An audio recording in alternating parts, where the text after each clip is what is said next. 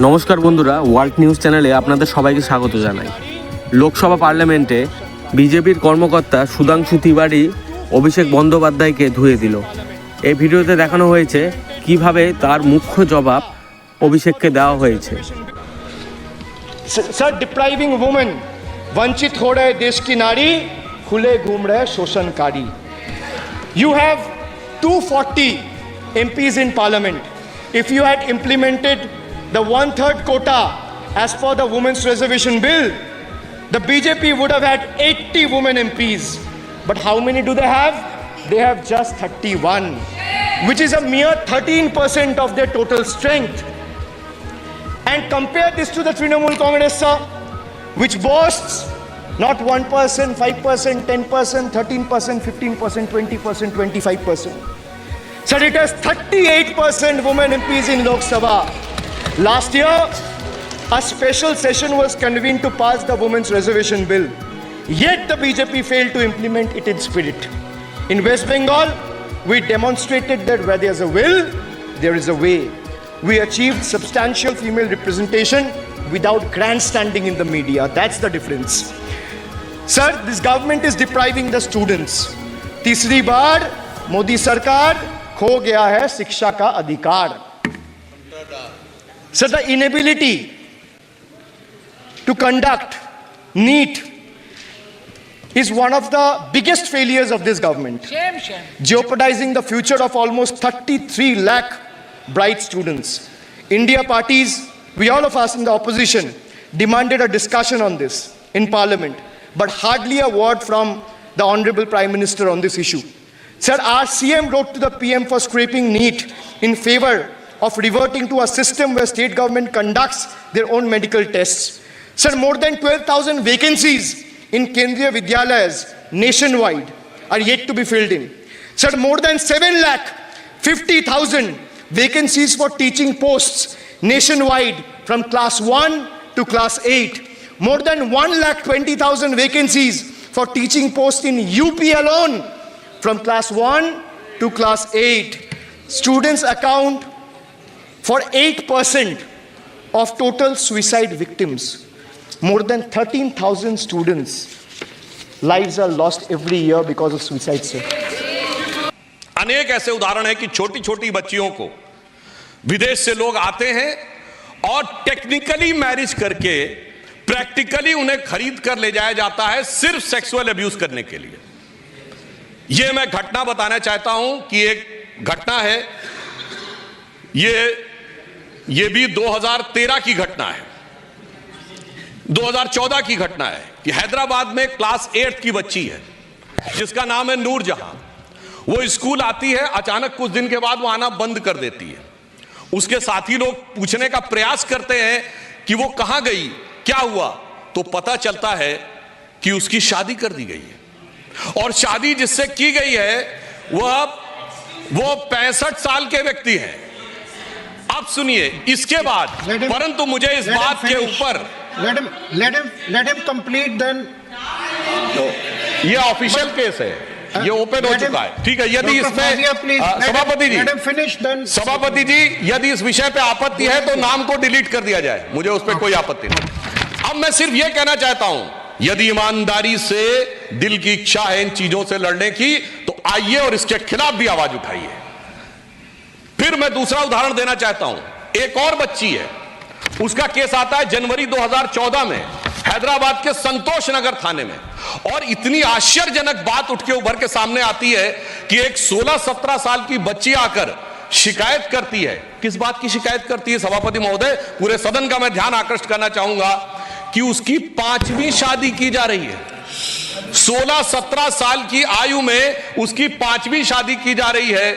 यह शादी के नाम के ऊपर अगर देखा जाए तो एक व्यक्ति से दूसरे व्यक्ति से तीसरे व्यक्ति को, और वह यह भी विवरण देती है कि इसमें कितने पैसे का लेन देन हुआ है। अगर सेक्सुअल अब्यूज की बात करनी है चाइल्ड के लिए तो मेरा मानना है पूरे ओपन माइंड से बात करिए और पूरी ईमानदारी से बात करिए, तो मेरे विचार से दूध का दूध पानी का पानी होगा। क्योंकि यदि मानसिकता से लड़ना है तो मानसिकता के ऊपर कोई राजनीति की संभावना नहीं होनी चाहिए, मानसिकता बिल्कुल ईमानदारी से होनी चाहिए। और यहां पर मैं ये बताना चाहता हूं सर अभी प्लीज बता प्लीज अब मैं ये भी बताना चाहता हूं हमारी सरकार ने इस पे कितनी संवेदनशीलता से काम किया है। हमारी सरकार ने चाइल्ड एब्यूज को रोकने के लिए 3500 केसों के मामले में इंटरपोल की मदद ली है। यह दर्शाता है कि मोदी जी की सरकार ने सिर्फ देश की सीमा ही में नहीं, अगर सीमा के बाहर जाकर भी कहीं चाइल्ड के साथ एब्यूज हो रहा है उसको भी लड़ने का संकल्प, क्षमता और दृढ़ता दिखाई। इसलिए सभापति महोदय मैं यह कहना चाहता हूं कि जब हम इस विषय पे ईमानदारी से बात करें, आज भी यदि हमारे प्रतिपक्षी पूछना चाहते हैं तो मैं पूछना चाहता हूं, क्या भारत के कानून में आज भी विधान यह नहीं है कि 9, 10 या 11, 12 साल की बच्ची से विवाह किया जा सकता है? क्यों नहीं खड़े होते उसके विरुद्ध? आज मैं आह्वान करना चाहता हूं कि पूरे सदन को इस विषय के ऊपर मानवीय संवेदना को ध्यान में रखकर आगे खड़े होना चाहिए, ना कि राजनीतिक नफे नुकसान को देखकर। यदि हम यह करेंगे तभी हम ईमानदारी से यह कह सकते हैं कि हम चाइल्ड अब्यूज की वैधानिकता और मानसिकता दोनों पे हम कंट्रोल रख सकेंगे, so that we will be able to control these things both legally and also the morally। अब यहां पर मैं एक विषय और भी यह कहना चाहता हूं सभापति महोदय कि जिस प्रकार का विचार मैं मानसिकता को लेकर कहना चाहता हूं, 2014 में हमारी सरकार आई। आप याद करिए उस समय हमारी सरकार ने एक निर्णय लिया था कि जो पोर्नोग्राफिक साइट्स हैं उनको ब्लॉक कर दिया जाए। मैं विनम्रता से कहना चाहता हूं समाज का कौन सा सेक्शन था जो उठ के खड़ा हो गया था कि साहब यह अभिव्यक्ति की स्वतंत्रता के ऊपर हमला है और ये तो जिसको स्वतंत्रता हो वो देखना चाहिए। यह इसलिए जरूरी है कि इसी प्रकार की चीजें दिमागों में वो जहर भरती हैं। अगर आप क्रिमिनल डाटा रिकॉर्ड जाके देखें, जितने भी इन्वेस्टिगेशन के जो रिजल्ट्स अवेलेबल हैं उनमें जिन लोगों ने सेक्सुअल अब्यूज बच्चों के साथ किया है, 2 चीजें उनमें जरूर पाई गई हैं सभापति महोदय। एक, वो नशे के आदी हैं, हैवी ड्रंकर्ड स्थिति। दूसरा, उनके फोन्स में पोर्नोग्राफिक क्लिप्स और वो सारी चीजें भारी मात्रा में पाई गई। तो मैं सिर्फ ये कहना चाहता हूं, यदि हमें मानसिकता से लड़ना है तो हम ये भी नहीं कह सकते कि साहब विशेष प्रकार की वेबसाइट्स देखना, अश्लील वेबसाइट्स देखना, तो ये तो व्यक्ति की स्वतंत्रता पर छोड़ दिया जाना चाहिए। ये अल्ट्रा इंडिविजुअलिज्म है, ये इंडिविजुअल फ्रीडम नहीं है, ये अल्ट्रा इंडिविजुअलिज्म है। और नशे जैसी चीज को तो एक व्यक्तिगत स्वतंत्रता मानना चाहिए और कहीं कहीं पर तो सोशल डिग्निटी दी जानी चाहिए। यदि हम इस मानसिकता के साथ चलेंगे तो मेरा मानना है कि हम कभी भी इस चुनौती का सही ढंग से सामना नहीं कर सकते। इसलिए मैं कहना चाहता हूं सभापति महोदय, एक समस्या यह भी आई है कि जब से जरूरत से ज्यादा यह ऑब्जेक्टिविज्म आ गया है। हम कोई विज्ञापन देखें, तमाम प्रकार की जो प्रस्तुतिकरण है वो देखें तो उसमें हर चीज का ऑब्जेक्टिफिकेशन है। बच्चे का ऑब्जेक्टिफिकेशन है, वुमेन का ऑब्जेक्टिफिकेशन है और उसको हम कहते हैं this is a expression, way of expression. यदि हम इस मानसिकता से लड़ना चाहेंगे तो यह सिर्फ राजनीतिक आधार पर संभव नहीं है। इसके लिए समाज को एकजुट होना पड़ेगा। और हमारी सरकार, सभापति महोदय, हमारी सरकार तो बच्चों के कल्याण के लिए संकल्पित होने का भाव तो अपने विचार और संस्कार लेके में आती है, क्योंकि हम तो वो हैं जिन्होंने श्री रामलला विराजमान को प्रतिष्ठित करने के लिए एड़ी चोटी का जोर लगा दिया। हम तो बालक में भगवान का स्वरूप देखते हैं। यदि आपकी मानसिकता भारतीय संस्कृति की उस मानसिकता से प्रेरित होगी जो बालक में भगवान का स्वरूप देखते हैं, विषय में बोल रहा हूं सर, क्या बात कर रहे हैं? ओके डॉक्टर, सुनिए, देखिए मैं कितनी बात कह रहा हूं सभापति महोदय। यहीं पर आप प्रत्यक्ष निर्णय पूरा देश कर सकता है कि जब तक ये बात होती रही कि चाइल्ड मैरिज जारी रहेगी 9, 10, 11, उस पर कोई आपत्ति नहीं। मैंने कहा बच्चे में भगवान देखो तो आपत्ति शुरू हो गई। बच्चे में भगवान देखने की जो मानसिकता है वो हमारी अपना विचार है।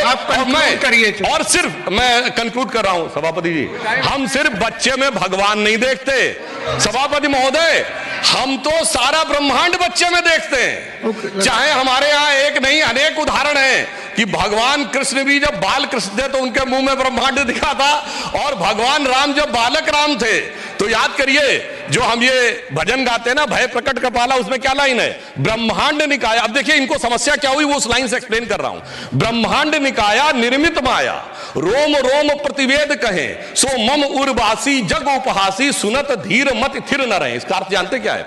कि जो संपूर्ण ब्रह्मांड जिनके रोम रोम से बनते हैं, वो हमारे, कौशल्या जी कह रही, वो हमारे उर में आकर हमारे गर्भ में आप प्रवेश कर गए।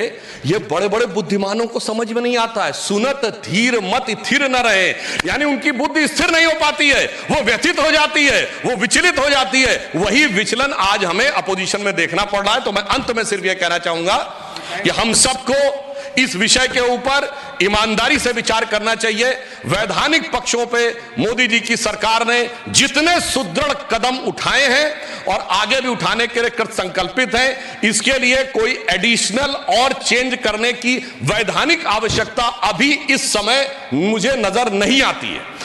परंतु मानसिकता के स्तर पर लड़ने की आवश्यकता हमें पूरी नजर आती है और इसके लिए हम सबको वोट बैंक की राजनीति और सियासत नफे नुकसान से ऊपर उठना पड़ेगा।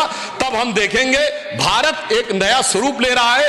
तो भारत के वो बच्चे जिनके लिए प्रधानमंत्री जी ने अमृतकाल की बात कही है, तो यही बच्चे हैं जो इस अमृतकाल के समय में जब वो अंत हो रहा होगा, हम लोग तो बुजुर्ग हो गए होंगे, तब वो महत्वपूर्ण स्थितियों में जाकर